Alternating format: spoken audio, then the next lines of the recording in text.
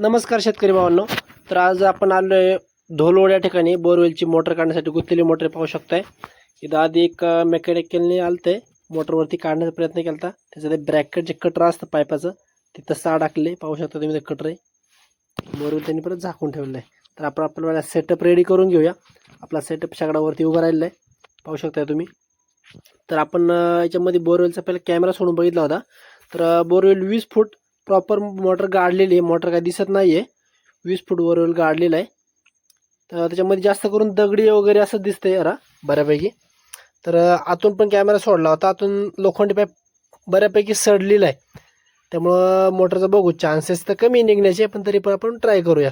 आता आपण पहिले कटर काढून घेऊया आणि इनर लाईन आपली सोडून जाईल. आता पाहू शकताय आपण डायरेक्ट इनर लाईन सोडून मोटरचा पंप पकडलेला आहे पाहू शकता तुम्ही.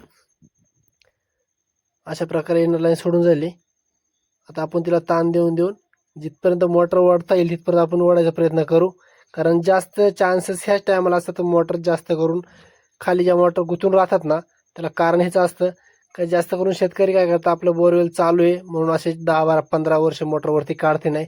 त्या टायमाला बरेचसे बोरवेल असे की ते आतल्या आत ढसाळतात, बारीक कच दगड वगैरे त्यांच्यावर पडून ते जाम होतात प्रॉपर मोटरी. त्या टायमाला काय होतंय, लोखंडी पाईप ज्या टायमाला खाली असतो तो बऱ्यापैकी तो सडतो, तो जास्त पाईप टिकत नाही. ज्या टायमाला कॉलम पाईप प्रॉपर पंपापाशी फिटिंग असेल त्या टायमाला ती मोटर 100% निघतेच. काही चान्सेस भरपूर असतात त्याला चान्सेस काढायला. पण लोखंडी पाईप ज्या टायमाला सडतो त्या टायमाला काही चान्सेस नसतात.